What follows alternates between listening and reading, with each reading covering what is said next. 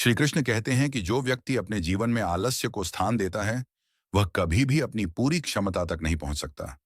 आलस्य धीरे धीरे मनुष्य की सोच को कमजोर कर देता है। जिसे आराम प्रिय हो जाता है, उसे परिश्रम बोझ लगने लगता है। और जो परिश्रम से भागता है, वह सफलता से भी दूर चला जाता है। जीवन में कुछ पाने के लिए सबसे पहले आलस्य का त्याग करना पड़ता है। जो कार्य आज किया जा सकता है, उसे कल पर टालना केवल समय की बर्बादी नहीं, बल्कि स्वयं के भविष्य से किया गया छल होता है। समय का मूल्य न समझने वाला व्यक्ति धीरे धीरे उस स्थिति में पहुंच जाता है जहां उसके पास चाहने के अलावा कुछ नहीं बचता। श्री कृष्ण कहते हैं कि असफलता का सबसे बड़ा कारण परिस्थितियां नहीं होती, बल्कि स्वयं पर विश्वास की कमी होती है। जिस मनुष्य को अपने ऊपर भरोसा नहीं होता, वह अवसर मिलने पर भी आगे नहीं बढ़ पाता। सफलता उसी को प्राप्त होती है जो स्वयं को योग्य मानता है। आत्मविश्वास के बिना ज्ञान बोझ बन जाता है, शक्ति अहंकार बन जाती है, और संसाधन होते हुए भी व्यर्थ हो जाते हैं। एक बार दानवीर कर्ण ने श्री कृष्ण से अपने जीवन का दुख व्यक्त किया। उसने कहा कि हे माधव, जन्म लेते ही मुझे त्याग दिया गया। इसमें मेरा क्या दोष था? शिक्षा से वंचित रखा गया, समाज ने मुझे नीचा दिखाया। इसमें भी मेरा क्या अपराध था? हर मोड़ पर मुझे अपमान मिला, फिर भी दोषी मैं ही ठहराया गया। कर्ण की पीड़ा शिकायत नहीं थी, बल्कि थकान थी। एक ऐसे मनुष्य की थकान जो जीवन भर स्वयं को सही सिद्ध करता रहा। श्री कृष्ण मुस्कुराए।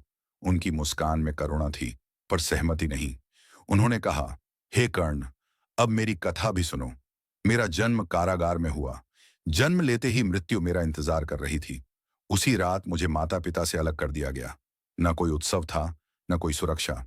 बचपन में न राजमहल मिला, न गुरुकुल, न सेना। गायों की सेवा की, कठिनाइयों में पला। चलना ठीक से सीखा भी नहीं था कि प्राणघातक हमले मेरे जीवन का हिस्सा बन गए। फिर भी मैंने परिस्थितियों को अपना भाग्य नहीं बनने दिया। कृष्ण कहते हैं कि जीवन में यह मायने नहीं रखता कि अपमान कितनी बार हुआ। मायने यह रखता है कि उस अपमान ने तुम्हें तोड़ा या बनाया। तुम्हारे पास जो ज्ञान है, जो विवेक है, जो बुद्धि है, तुम उसका उपयोग कैसे करते हो, यही तुम्हारा भविष्य रचता है। हर सीख किताबों से नहीं मिलती। कुछ सबक स्वार्थी लोगों से मिलते हैं, कुछ पीड़ा से, और कुछ विश्वासघात से। गलती वही करता है जो प्रयास करता है। जो कुछ नहीं करता, उसकी पूरी जिंदगी दूसरों की निंदा में ही समाप्त हो जाती है। श्री कृष्ण कहते हैं कि सम्मान व्यक्ति का नहीं, उसकी आवश्यकता का होता है।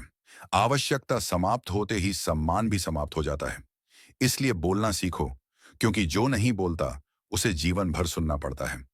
उड़ान बुरी नहीं है, पर इतनी ऊंची भी नहीं होनी चाहिए कि जमीन दिखनी बंद हो जाए। वही लोग सच में तुम्हारी परवाह करते हैं, जो तुम्हारी खामोशी को भी सुन सकें। चिंता उतनी ही करो जिससे समाधान निकले, इतनी नहीं कि जीवन ही बोझ बन जाए। तुम कितनी भी स्पष्ट भाषा में बोलो, सुनने वाला अपने स्तर और अपने मन के अनुसार ही अर्थ निकालेगा। जो तुम्हें आज भूल चुका है, वह भी समय आने पर याद करेगा। बस उसके स्वार्थ का दिन आने दो। जीवन की सच्चाई यही है कि यहाँ कोई भी किरदार हमारी इच्छा से नहीं मिलता।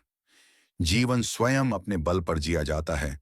दूसरों के कंधों पर तो केवल अर्थियां उठती हैं। तुम्हारी मुस्कान, तुम्हारे चेहरे पर ईश्वर का हस्ताक्षर है। इसे आंसुओं या क्रोध से मिटने मत देना। कोई भी व्यक्ति जन्म से मित्र या शत्रु नहीं होता। हमारे शब्द और हमारा व्यवहार ही रिश्तों की दिशा तय करते हैं। जो व्यक्ति हर समय दुख का रोना रोता है, उसके द्वार पर खड़ा सुख बिना दस्तक दिए लौट जाता है। जिसके भीतर आशा जीवित रहती है, वह हर परीक्षा में खड़ा रहता है। हर कोई अपना नहीं होता, और यही सत्य है। इस संसार में लोग खिलौनों से नहीं, भावनाओं से खेलते हैं। महान मस्तिष्क विचारों की चर्चा करते हैं, सामान्य मस्तिष्क घटनाओं की, और छोटे मस्तिष्क लोगों की। श्री कृष्ण कहते हैं कि अहंकार मत पालो, क्योंकि समय के सागर में बड़े बड़े विजेता डूब चुके हैं। कुछ स्थानों पर मौन ही सबसे बड़ा ज्ञान होता है। जहां तुम्हारे शब्दों का मूल्य न हो, जहां बोलने के बाद पछतावा हो, जहां किसी का दिल दुखे, जहां तुम क्रोध में हो, और जहां सुनने वाला समझदार न हो, वहां चुप रहना ही श्रेष्ठ है। यदि किसी के दुख को देखकर तुम्हें भी पीड़ा होती है, तो समझ लेना कि तुम्हारे भीतर ईश्वर का वास है। जीवन में सुकून खोजो, इच्छाएं कभी समाप्त नहीं होती। अधिकतर झगड़े इच्छाओं से जन्म लेते हैं। जिसके इरादे स्वच्छ होते हैं, वही सबसे अधिक गलत समझा जाता है। जो तुम्हें बोझ समझने लगे, उसे छोड़ देना ही बेहतर है। बोझ बनकर रहने से याद बनकर दूर रहना श्रेष्ठ है। झूठ का साथ क्षणिक होता है, सत्य अंत तक साथ देता है। किसी के वर्तमान को देखकर उसके भविष्य का उपहास मत करो। समय में वह शक्ति है जो साधारण को असाधारण बना देता है। समय जब निर्णय लेता है, उसे गवाहों की आवश्यकता नहीं होती। मनुष्य को न बहुत अधिक बोलना चाहिए और न पूरी तरह मौन रहना चाहिए। संतुलन ही जीवन की सुंदरता है। अर्जुन की आंखें सामने खड़े शत्रुओं को देख रही थीं, लेकिन उसका मन कहीं और भटक चुका था। उसे युद्ध भूमि नहीं दिख रही थी, उसे अपने अतीत के चेहरे दिख रहे थे। वही गुरु जिन्होंने उसे धनुष पकड़ना सिखाया था, वही हाथ आज उसकी ओर अस्त्र उठाने वाले थे। वही काका, वही मामा, वही भाई, जिनके साथ उसने जीवन के सबसे शांत क्षण बिताए थे, आज उसके सामने मृत्यु के रूप में खड़े थे। यह डर नहीं था कि अर्जुन स्वयं मारा जाएगा, बल्कि यह भय था कि उसे अपने ही लोगों को मारना पड़ेगा। यही वह क्षण था जब अर्जुन भीतर से टूट गया। उसके हाथ से गांडी फिसल गया। यह केवल एक योद्धा का धनुष गिरना नहीं था, यह उस मनुष्य का टूटना था जिसने स्वयं को हमेशा मजबूत समझा था। उसका शरीर कांप रहा था, मन प्रश्नों से भरा था और हृदय अपराध बोध से दबा हुआ था। वह बैठ गया, जैसे किसी ने उसके भीतर से सारी ऊर्जा निकाल ली हो। अर्जुन ने कृष्ण की ओर देखा। कृष्ण शांत खड़े थे। न उनके चेहरे पर भय था, न क्रोध, न हड़बड़ाहट, जैसे उन्हें यह सब पहले से ज्ञात हो। अर्जुन की आंखों में आंसू थे और उसकी आवाज में वह पीड़ा थी जो शब्दों में पूरी तरह व्यक्त नहीं हो पाती। उसने कहा कि वह यह युद्ध नहीं कर सकता। जिनके लिए यह राज्य है, यदि वही न रहें, तो इस विजय का क्या अर्थ होगा? अपनों को मारकर प्राप्त किया गया सुख भी उसे पाप जैसा लगेगा। अर्जुन का यह प्रश्न केवल युद्ध का नहीं था, यह जीवन का प्रश्न था। जब सही और गलत की रेखा धुंधली हो जाए, जब हर रास्ता नुकसान की ओर ले जाए, तब मनुष्य क्या करे? यही संकट हर इंसान के जीवन में किसी न किसी रूप में आता है।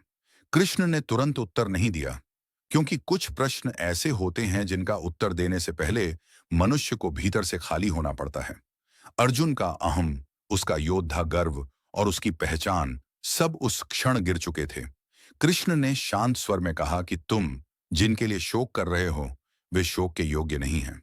यह वाक्य कठोर लग सकता है, लेकिन इसी में गीता का पहला झटका छुपा है। अर्जुन जिस शरीर को सत्य मान रहा था, कृष्ण उसे अस्थाई बता रहे थे। अर्जुन मृत्यु देख रहा था, कृष्ण परिवर्तन। उन्होंने समझाया कि आत्मा न जन्म लेती है, न मरती है।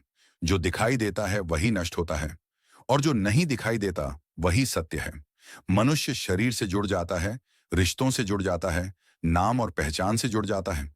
जब इन पर संकट आता है, तब उसका विवेक ढह जाता है। अर्जुन का मोह कोई कमजोरी नहीं था, वह मानवीय था। लेकिन धर्म मोह से ऊपर होता है। कृष्ण ने यह नहीं कहा कि भावना गलत है। उन्होंने कहा कि भावना पर आधारित निर्णय गलत हो सकता है। केवल करुणा से लिया गया निर्णय अधर्म बन सकता है, और केवल स्वार्थ से लिया गया निर्णय पाप। अर्जुन अभी भी पूरी तरह समझ नहीं पा रहा था। उसकी बुद्धि सुन रही थी, पर मन अब भी उलझा हुआ था। तब उसने स्वीकार किया कि वह भ्रमित है, और उसने स्वयं को कृष्ण का शिष्य घोषित किया। यही वह क्षण था जब गीता का वास्तविक आरंभ हुआ। जब तक मनुष्य तर्क करता रहता है, समाधान नहीं मिलता। जब वह समर्पण करता है, तभी ज्ञान प्रवेश करता है। कृष्ण ने कर्म की बात की। उन्होंने कहा कि कर्म करना तुम्हारा अधिकार है, फल पर तुम्हारा अधिकार नहीं। फल की चिंता ही मनुष्य को बांधती है। अर्जुन युद्ध से इसलिए भागना चाहता था, क्योंकि वह फल से डर रहा था। पाप का फल, दुख का फल, अकेलेपन का फल। लेकिन कर्म से भागना भी एक कर्म है, और कई बार यह सबसे बड़ा पलायन होता है। कृष्ण ने बताया कि जीवन में कोई भी कर्म शून्य में नहीं होता। हर कर्म का प्रभाव होता है। प्रश्न यह नहीं है कि कर्म होगा या नहीं, प्रश्न यह है कि वह किस भाव से किया जा रहा है। सच्चा त्याग कर्म छोड़ना नहीं है, बल्कि कर्म में आसक्ति छोड़ना है। यदि अर्जुन स्वयं को कर्ता मानेगा, तो वह बंधेगा। यदि स्वयं को माध्यम मानेगा, तो वह मुक्त होगा। यह ज्ञान सरल नहीं था। यह वही सत्य था जिसे लोग सुनते तो हैं, पर अपनाने से डरते हैं, क्योंकि इसे समझने के लिए अहम को पीछे रखना पड़ता है। अर्जुन पहली बार चुप था। वह विरोध नहीं कर रहा था, वह सुन रहा था। उसके भीतर जैसे कोई भारी पर्दा धीरे धीरे हट रहा था।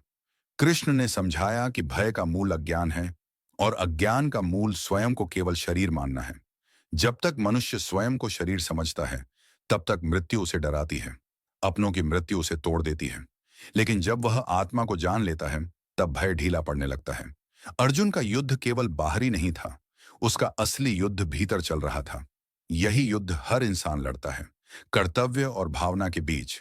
कुरुक्षेत्र केवल एक स्थान नहीं था, वह मन की अवस्था थी। असली युद्ध मन के भीतर होता है और वहीं गीता बोली जाती है। कृष्ण ने बताया कि हर मनुष्य का एक स्वभाव होता है और उसी स्वभाव के अनुसार उसका कर्म निर्धारित होता है। अर्जुन का स्वभाव क्षत्रिय का था। युद्ध से भागना उसके स्वभाव के विरुद्ध था। यदि वह भागता तो वह स्वयं से भागता। कृष्ण ने स्पष्ट किया कि संसार निष्क्रिय लोगों से नहीं चलता। यदि हर व्यक्ति केवल अपने दुख के कारण कर्म छोड़ दे तो व्यवस्था टूट जाएगी। धर्म केवल व्यक्तिगत शुद्धता नहीं है, वह सामाजिक संतुलन भी है। अर्जुन का युद्ध किसी से बदला लेने का युद्ध नहीं था, वह व्यवस्था की रक्षा का युद्ध था। धीरे धीरे अर्जुन का मन स्थिर होने लगा। उसका शरीर अब कांप नहीं रहा था। गांडीव अभी भी भूमि पर था, लेकिन भय उस पर हावी नहीं था। उसने स्वीकार किया कि उसका भ्रम दूर हो रहा है। कृष्ण ने कहा कि जो मनुष्य अपने कर्तव्य को ईश्वर को समर्पित करके करता है, उसका कर्म पूजा बन जाता है। युद्ध भूमि वही थी, शंखनाद वही था, सेनाएं आमने सामने थीं, लेकिन अर्जुन वही नहीं था। उसने गांडीव उठाया। यह केवल धनुष उठाना नहीं था, यह अपने कर्तव्य को स्वीकार करना था। भय पूरी तरह समाप्त नहीं हुआ था, लेकिन उस पर नियंत्रण आ चुका था।